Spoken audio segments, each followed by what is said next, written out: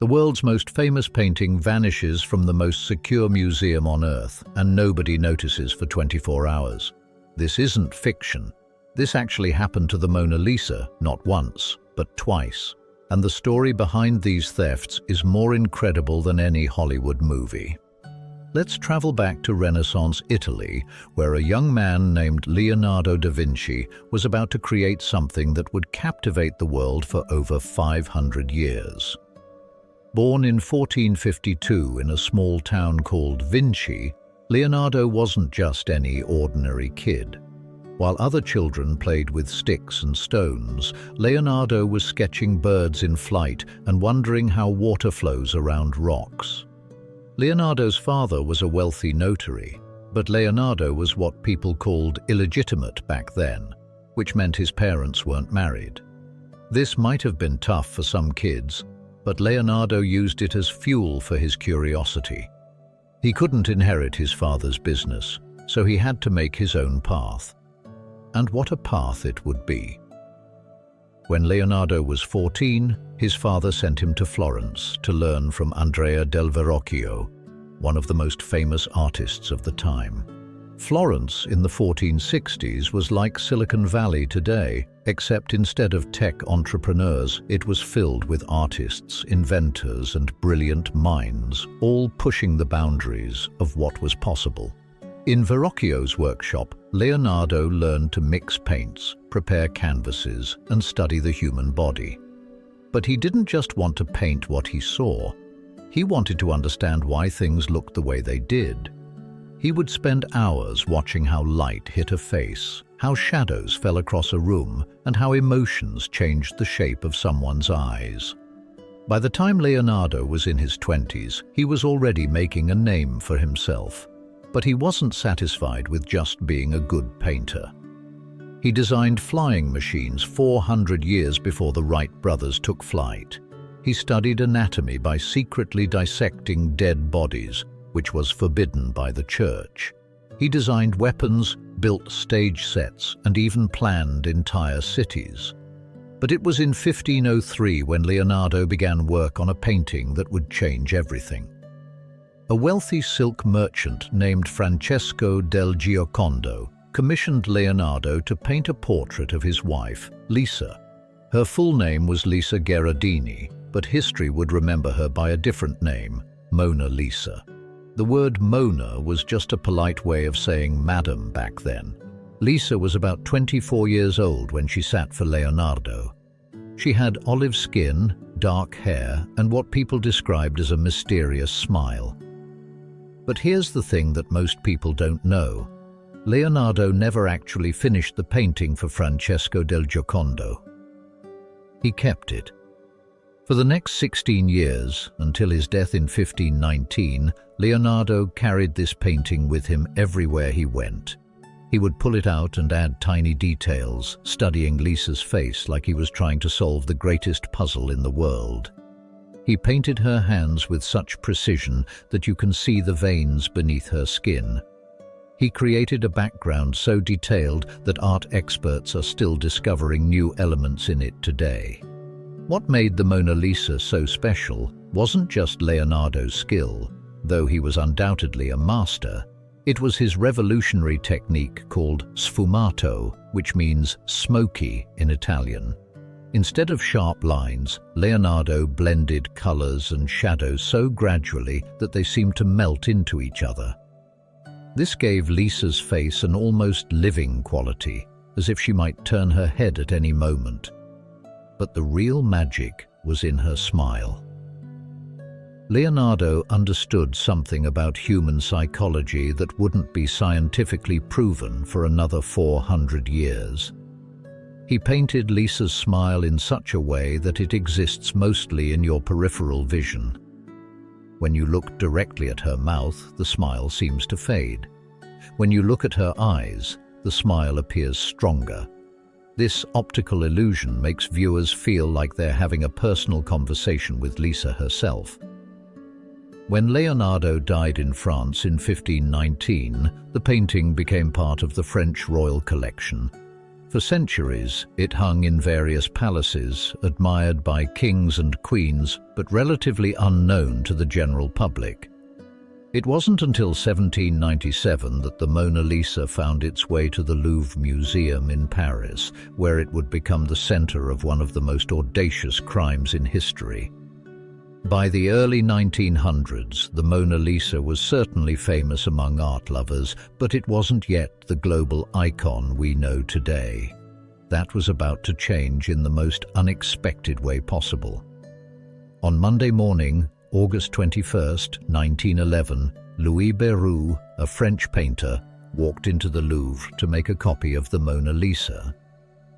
It was common practice for artists to study masterpieces by copying them, but when Louis arrived at the spot where the Mona Lisa usually hung, he found only 4 iron pegs and a blank wall. Louis wasn't immediately worried. Paintings were often removed for cleaning or photography. He asked a security guard where the Mona Lisa was, and the guard assumed it was in the photography studio. Hours passed. Louis asked again.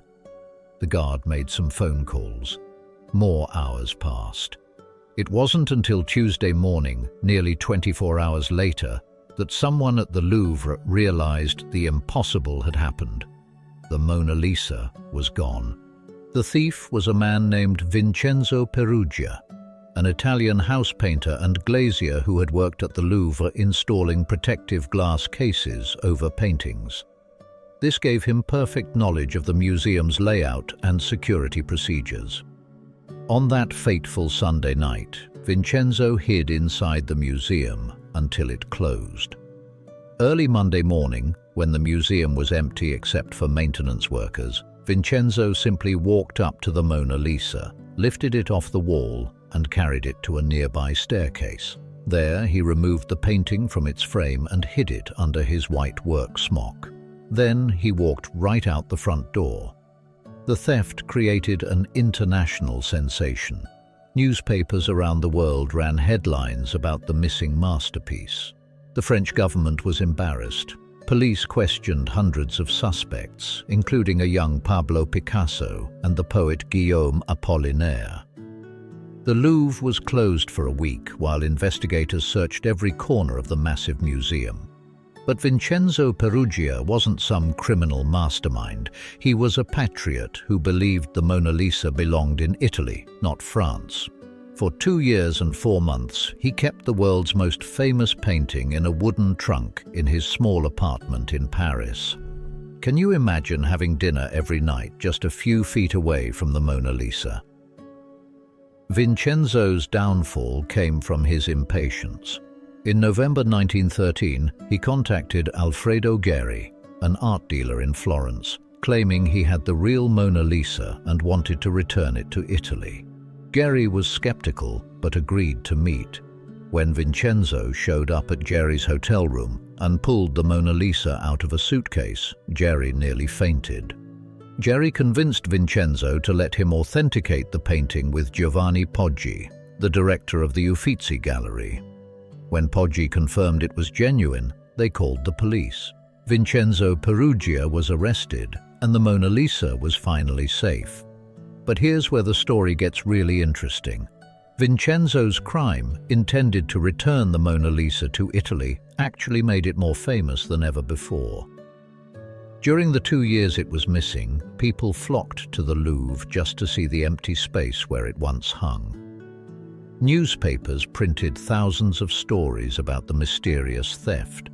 When the painting was finally returned to the Louvre in 1914, crowds of people waited in long lines just to catch a glimpse of the recovered masterpiece. Vincenzo Peruggia served only 7 months in prison and became something of a folk hero in Italy. Many Italians believed he was right to try to bring their cultural treasure home.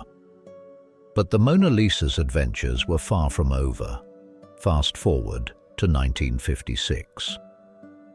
The Mona Lisa had survived World War II by being hidden in various locations throughout France. It had become the most famous painting in the world, visited by millions of people each year. Security at the Louvre had been significantly upgraded since the 1911 theft. The painting was now protected by bulletproof glass and sophisticated alarm systems. But on a busy afternoon in 1956, a Bolivian man named Hugo Ungaza Villegas threw a rock at the Mona Lisa. The rock cracked the bulletproof glass but didn't damage the painting itself. Villegas was quickly arrested, but this incident revealed that even with better security, the painting was still vulnerable. Later that same year, the unthinkable happened again. During a restoration project, the Mona Lisa was temporarily moved to a less secure location within the Louvre. On December 30th, 1956, a young man walked into the restoration area and simply picked up the Mona Lisa and walked out with it. This second theft was even more brazen than the first because it happened in broad daylight with people around. But just like in 1911, the thief wasn't a professional criminal. He was a disturbed individual who believed he had a personal connection to the painting. His name was never publicly released, and the details of this second theft were kept secret for decades to avoid embarrassing the French government again. The painting was recovered within hours, but the incident forced the Louvre to completely rethink its security procedures. Today, the Mona Lisa sits behind bulletproof glass in a climate-controlled case surrounded by barriers that keep visitors several feet away. Motion sensors, cameras and guards watch every movement around the painting 24 hours a day. But why does this small painting, just 30 inches tall and 21 inches wide, continue to fascinate people more than 500 years after Leonardo painted it?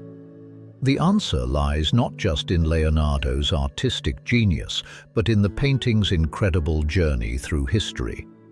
The Mona Lisa has survived wars, thefts, acid attacks, and rock throwing. It has been studied by countless scientists who have discovered that Leonardo used techniques so advanced that we're still learning from them today. X-rays have revealed that Lisa is wearing a transparent veil, invisible to the naked eye. Infrared photography has shown that Leonardo painted several different versions of her hands before settling on the final position. Recent scientific analysis has even suggested that the landscape behind Lisa might be a real place. Some researchers believe it's a view of the Arno River Valley near Leonardo's birthplace, painted from memory with incredible precision. Others think it's a completely imaginary landscape that exists only in Leonardo's mind. The painting's fame has also been boosted by modern technology and popular culture. When the Mona Lisa toured the United States in 1963, it was seen by over 2 million people. The tour was treated like a visit from royalty, with special security measures and massive media coverage. In New York, people waited in line for hours in freezing weather just to spend a few seconds looking at the painting.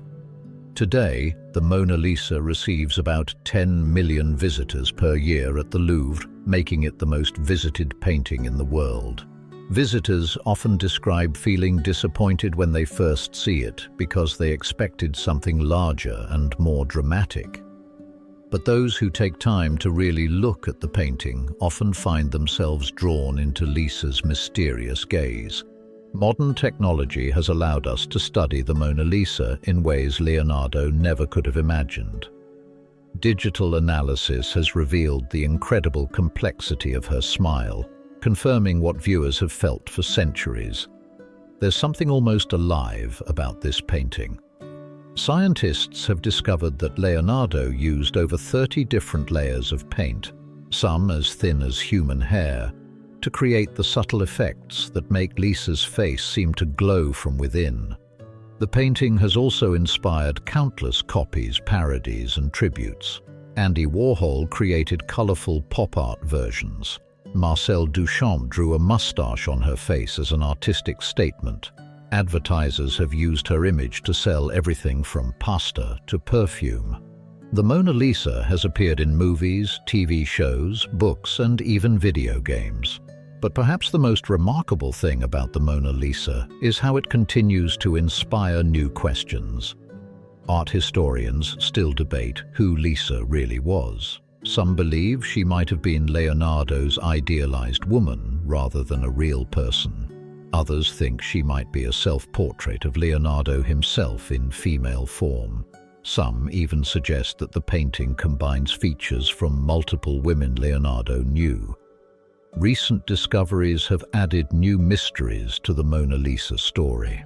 In 2012, art historians claimed to have found the remains of Lisa Gherardini in a convent in Florence.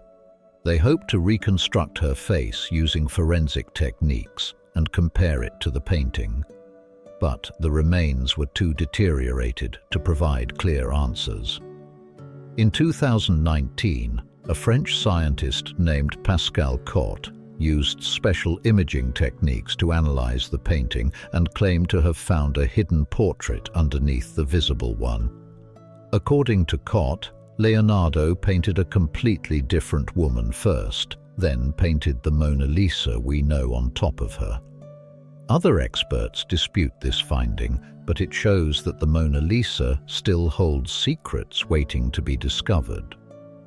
The story of the Mona Lisa's two thefts also reveals something important about how we value art. Before 1911, the painting was appreciated mainly by art experts and scholars, but the theft transformed it into a global celebrity. Suddenly, everyone wanted to see the painting that was famous for being stolen. This phenomenon shows how events in history can sometimes be just as important as artistic merit in determining what becomes culturally significant. The thieves themselves became part of the painting's legend. Vincenzo Peruggia died in 1925 and was buried in his hometown in Italy. His descendants still live there, and some of them have become tour guides who tell visitors about their ancestors' famous crime. The identity of the second thief remains a mystery, adding another layer to the painting's intrigue. Today, stealing the Mona Lisa would be virtually impossible. The Louvre's security system includes motion detectors, pressure-sensitive floors, and cameras that can track movements down to the millimeter.